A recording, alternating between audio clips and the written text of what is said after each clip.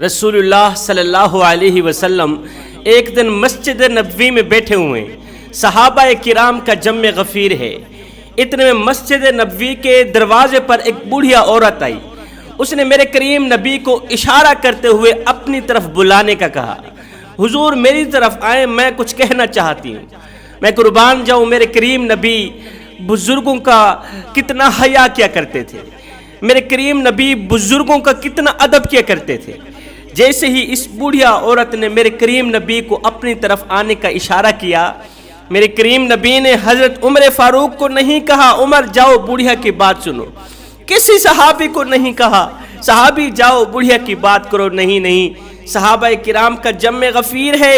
आका करीम अलैहिस्सलातु वस्सलाम अल्लाह की पहचान कराने के लिए लोगों को वाज़ो नसीहत कर रहे हैं, खूबसूरत ज़िंदगी गुजारने के तौर तरीक़े बता रहे हैं। मेरे करीम नबी ने जैसे ही दरवाजे पर बुढ़िया को देखा तो खुद उठे। मेरे करीम नबी अपनी जगह से उठे, बुढ़िया औरत की तरफ चल कर गए, दरवाजे पर गए। मेरे करीम नबी ने फरमाया, बुढ़िया कैसे आना हुआ? बुढ़िया ने कहा, या रसूलल्लाह आपसे कुछ पूछना चाहती हूँ। मेरे करीम नबी ने फरमाया, पूछिए क्या पूछना चाहती हो? बुढ़िया ने कहा, या रसूलल्लाह मेरा घर गुर्बत की दलदल में फंसा हुआ है, परेशानियों की दलदल में फंसा हुआ है। घर का रहने वाला हर एक इंसान परेशान ही परेशान हाल नजर आता है। या रसूलल्लाह कोई ऐसा हल बताएं कि ये परेशानियां दूर हो जाएं, गुर्बत हमसे दूर हो जाए, रिज़्क़ के दरवाजे खोल दिए जाएं। मेरे करीम नबी ने फरमाया, ऐ बुढ़िया, 3 गुनाह ऐसे हैं जो घर में परेशानियां लाते हैं, जो घर में मुसीबतें लाते हैं। जिस घर में ये 3 गुनाह हो रहे हों वो घर जल्द तबाह हो जाता है। उस घर को परेशानियां अपनी लपेट में ले लेती हैं, वो घर मुसीबतों की दलदल में फंस जाता है, वो घर सजा में मुब्तला हो जाता है। उस बुढ़िया ने कहा, या रसूलल्लाह वो कौन से 3 गुनाह हैं जो घर को बर्बादी की तरफ ले जाते हैं, जो घर को वीरानी की तरफ ले जाते हैं, जो घर को बेबरकती की तरफ ले जाते हैं? मेरे करीम नबी ने फरमाया, पहला गुनाह अल्लाह का दरवाजा छोड़कर गैर के दरवाजे पे जाकर भीख मांगना। पहला गुनाह जो इंसान करता है, मालिक का दरवाजा छोड़कर 70 माओं से भी बढ़ के मोहब्बत करने वाले रब का दरवाजा छोड़कर चौधरी के दरवाजे पे जाकर मांगता है, भीख मांगता है, खैरात मांगता है। मेरे करीम नबी के पास एक शख्स आया, उसने आगे कटोरा किया, भिखारी था, भीख मांगने के लिए आया, कुछ मांगने के लिए आया। मेरे करीम नबी के आगे उसने कटोरा किया, अल्लाह के नाम पे बाबा कुछ दे दो। मेरे करीम नबी ने उस शख्स की तरफ देखा, था तो वो सेहतमंद है, अट्टा घट्टा है, कमा नहीं सकता, क्यों भीख मांग रहा है, क्यों भिखारी बना हुआ है? मेरे करीम नबी को उसे देखकर बड़ी ही तकलीफ हुई।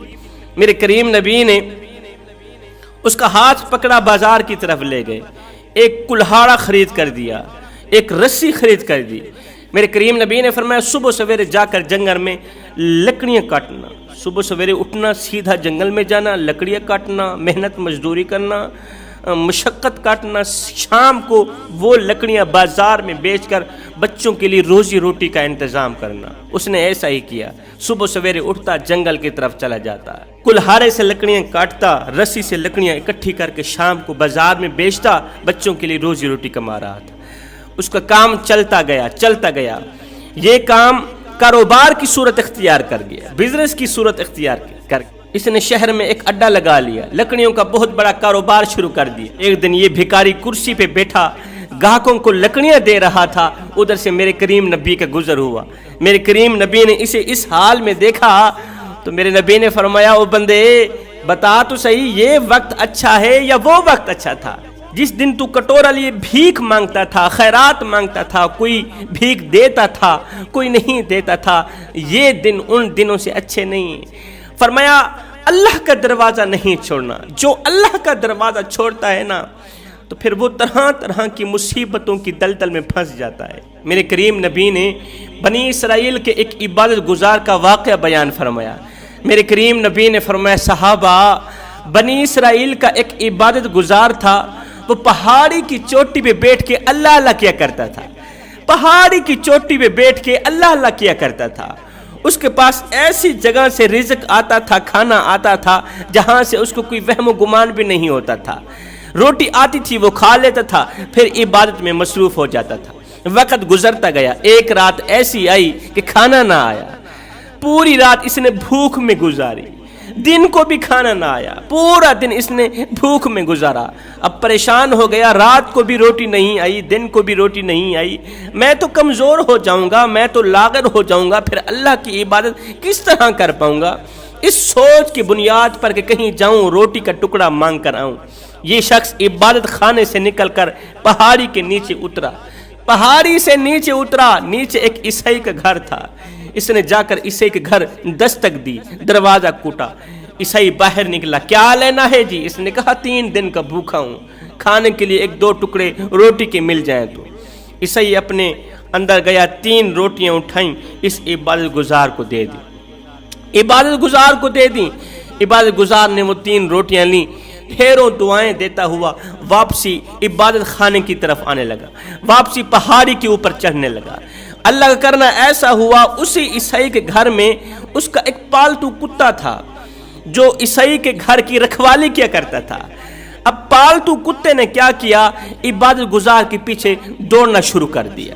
جیسے ہی عبادت گزار کے قریب آیا، بھونکنا شروع کر دی۔ بھونکتے بھونکتے عبادت گزار کو لگا کہ کتا مجھے کاٹنا چاہتا ہے، جانور مجھے کاٹنا چاہتا ہے، تو عبادت گزار نے 1 روٹی اس کتے کو پھینک دی، 1 روٹی جانور کو پھینک دی۔ جانور روٹی کھانے میں مصروف ہو گیا، عبادت گزار تھوڑا اوپر چلا گیا، تھوڑا آگے چلا گیا۔ کتا جیسے ہی روٹی سے فارغ ہوا، پھر عبادت گزار کے پیچھے چل پڑا، اس کے قریب آیا، بھونکا، اسے لگا کتا مجھے کاٹنا چاہتا ہے۔ عبادت گزار نے دوسری روٹی بھی کتے کو ہی پھینک دی، کتا دوسری روٹی کھانے میں مصروف ہو گیا۔ عبادت گزار تھوڑا اوپر چلا گیا، تھوڑا آگے چلا گیا۔ کتا جیسے ہی روٹی سے فارغ ہوا، پھر عبادت گزار کے پیچھے۔ عبادت گزار نے تیسری روٹی بھی کتے کو ہی ڈال دی۔ تیسری روٹی کھانے کے بعد بھی کتا پھر سے عبادت گزار کو کاٹنے لگا، پھر سے کاٹنے لگا۔ عبادت گزار نے کہا، کتے تجھے شرم نہیں آتی؟ اور تیرے مالک کے گھر سے مجھے 3 روٹیاں ملی تھیں، وہ تینوں کی تینوں میں نے تجھے ڈال دی ہیں، وہ تینوں کی تینوں میں نے تجھے پھینک دی ہیں، پھر بھی تو مجھے کاٹنا چاہتا ہے؟ 3 روٹیاں کھانے کے بعد بھی تو مجھے کاٹنا چاہتا ہے؟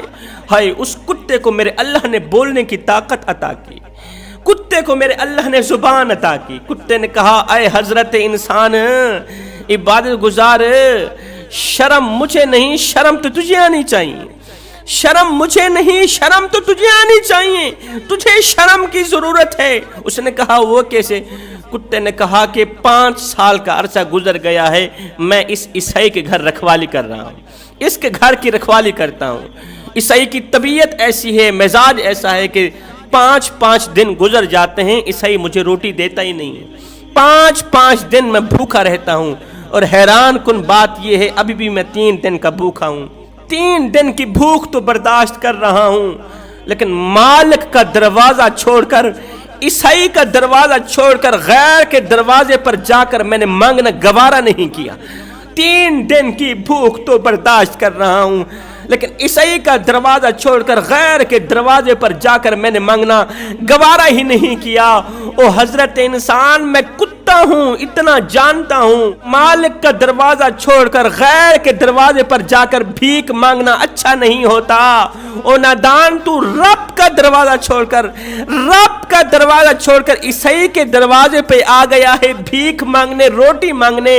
او نادان، بتا تو صحیح، شرم مجھے آنی چاہیے، یہ شرم تجھے آنی چاہیے؟ ہائے، کتے کی باتیں سن کر، کتے کی نصیحتیں سن کر حضرت انسان رونے لگا، آنکھیں چھم چھم برسنے لگیں۔